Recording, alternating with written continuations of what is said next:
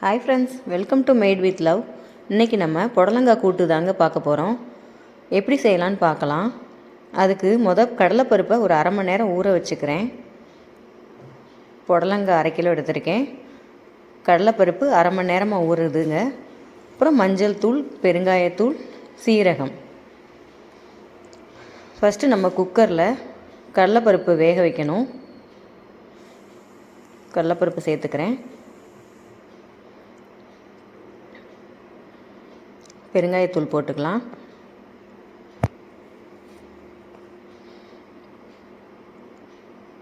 அப்புறம் மஞ்சள் பொடி,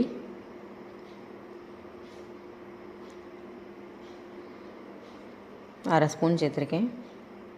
சீரகம் 1.5 டீஸ்பூன் சேர்த்துருக்கேன். குக்கரை மூடி விசில் வச்சிடலாங்க. இப்போ விசில் வந்துருச்சு. ஒரு 7-8 விசிலாவது வைக்கணும். கடலைப்பருப்பு நல்லா வேகணும். இந்த அளவுக்கு வெந்திருக்குங்க. இப்போ நான் இதிலையே புடலங்காவை சேர்த்துக்கிறேன். சேர்த்து நல்லா கொதிக்க வைக்கணுங்க.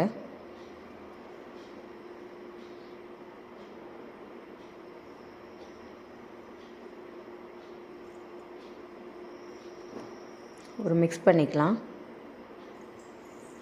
நான் ஒரு பாத்திரத்தில் மாற்றிட்டேன். நல்லா அந்த கடலைப்பருப்பில் உள்ள தண்ணியோடையே வெந்துக்கிட்டு இருக்கு புடலங்காய்.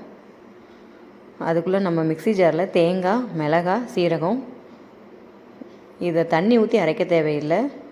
சும்மா நைஸாக குறப்பாக அரைச்சிக்கலாம். தேங்காய் பூ மாதிரி அரைச்சிக்கணும். இப்போ கடாயில் அந்த பக்கம் புடலங்காய் கொதிச்சிக்கிட்டு இருக்குங்க. இன்னொரு கடாயில் எண்ணெய் ஊற்றிக்கிட்டு கடுகு உளுந்து போட்டுக்கிட்டேன். 2 வத்தல், கருவேப்பிலை, வெங்காயம் சேர்த்து வதக்கிக்கலாம்.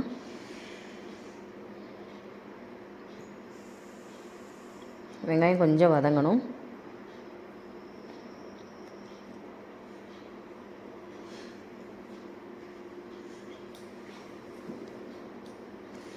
உப்பு சேர்த்துக்கலாம். இந்த காய்க்கு தேவையான உப்பை நான் இப்போவே சேர்த்துக்கிறேன். வெங்காயத்தில் சேர்த்துடலாம்.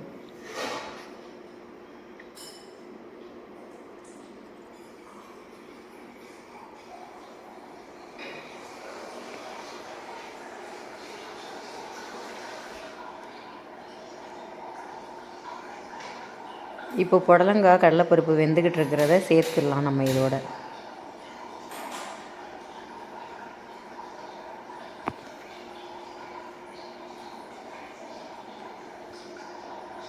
நல்லா மிக்ஸ் பண்ணி விட்டுருவோம்.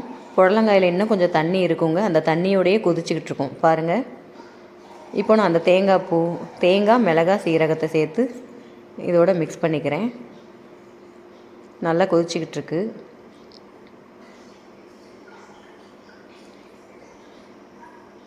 அவ்வளோதாங்க. இந்த பதத்துக்கு வந்தபோது மல்லிச்செடி தூவிடலாம். சூப்பரான புடலங்காய் கூட்டு ரெடி ஆயிடுச்சுங்க. நீங்களும் ட்ரை பண்ணி பாருங்கள். புடலங்காய் உடம்புக்கு ரொம்ப நல்லது. நீர்க்காய்கள் நம்ம அடிக்கடி சேர்த்துக்கணும் உடம்புக்கு. தேங்க்யூ.